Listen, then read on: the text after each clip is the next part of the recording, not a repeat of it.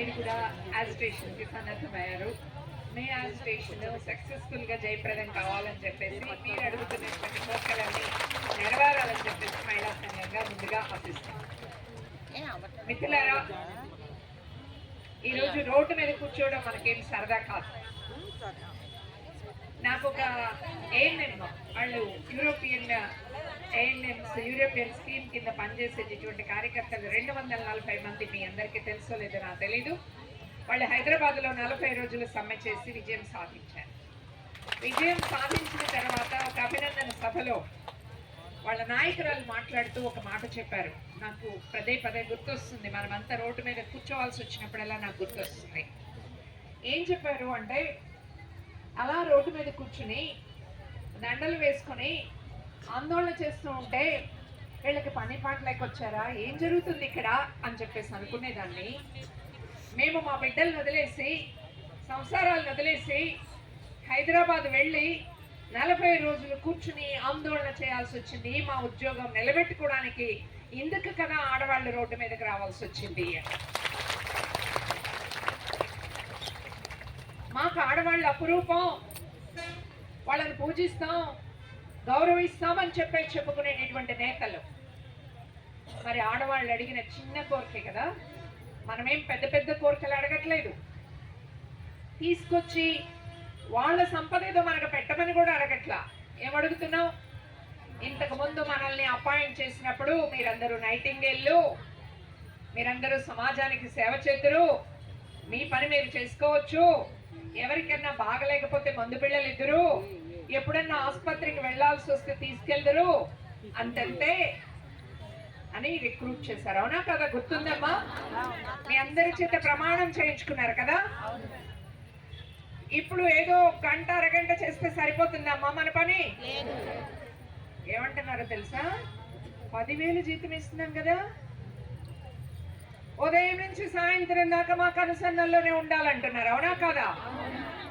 డాక్టర్లు అడుగుతున్నారు, వచ్చేయండి మా ఆసుపత్రికి, మేము ఏ పని చెప్తే ఆ పని చేయండి అంటున్నారు. డాక్టర్లాగే మనకు కూడా జీతాలు ఇస్తే అలాగే 24 గంటలు వాళ్ళు చెప్పిన పనులు మనం చేద్దాం. అవునా కదా?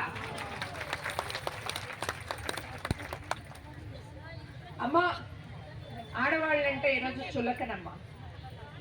అందులో భాగమే ఆశా వర్కర్లైనా, అందులో భాగమే అంగన్వాడీ వాళ్ళైనా. అవునా కదా?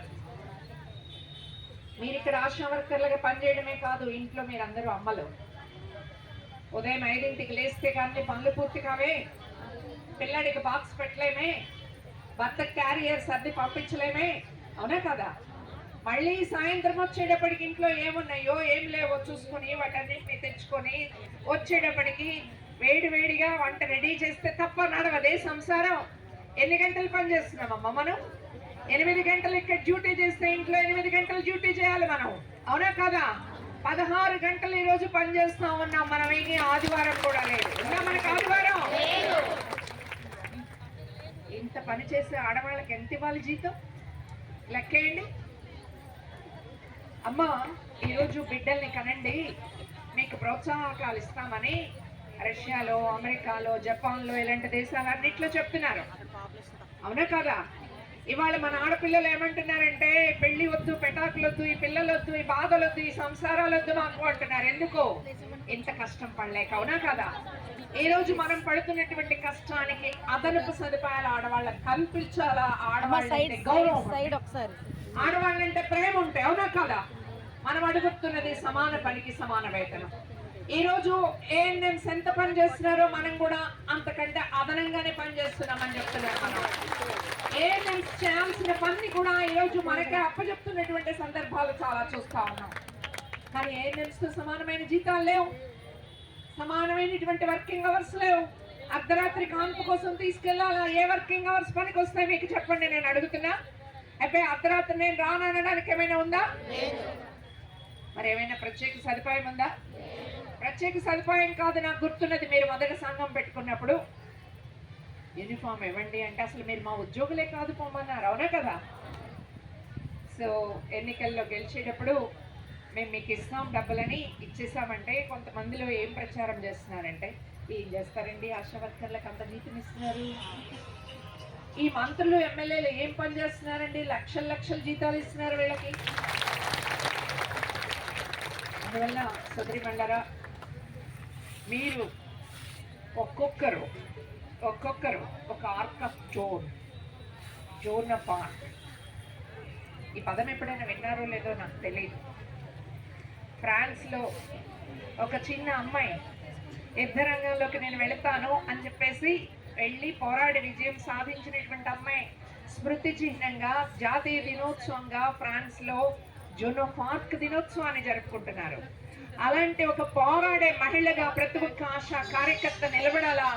ఏ రోజు మనం 26,000 మినిమం వేతనం, మనం చేసేటటువంటి పనికి తగిన గుర్తింపు ఇవి రావాలా అని చెప్పేసి ఆందోళన చేస్తున్నాము. ఈ ఆందోళన పరిష్కారం చేయనట్లయితే అంగన్వాడీ అక్కల బాటలో, ఎందుకు అక్క బాటలో అంటున్నాం? గుర్రాలతో తొక్కించిన ఆయన కళ్ళవాళ్ళు, అవునా కదా? అందుకని ఈ రాష్ట్రంలో అంగన్వాడీ మహిళలు చేసిన ఒక వీరోచిత పోరాటం ఉంది. ఆ బాటలో మనమే కాదు, మనతో ఉన్నటువంటి లబ్ధిదారులందరినీ కలుపుకొని ఉద్యమిస్తామని, విజయం సాధిస్తామని ఈ ప్రభుత్వానికి హెచ్చరిక చేస్తూ ఈ 36 గంటల దీక్ష. రాత్రిపూట పడుకోవడం మనకేం సరదా కాదు, బట్ పడుకోవడానికి సిద్ధమై మన నాయకత్వం అంతా ఒక నిర్ణయం తీసుకున్నారు. ఆ నిర్ణయానికి మీతో పాటు మేము మద్దతుగా నిలబడతామని, గ్రామాల్లో మీరు పనిచేసే లబ్ధిదారులకి మహిళా సంఘం మద్దతుగా నిలబడుతుందని మీరు తెలియచేయండి, మేము కూడా తెలియజేస్తాం. ఆ రకంగా అందరం కలిసి విజయం సాధిద్దామని చెప్పేసి తెలియజేస్తూ ధన్యవాదాలు. మరొకసారి మీ ఉద్యమం విజయవంతం కావాలని ఆశిస్తూ సెలవు. Thank you madam, thank you.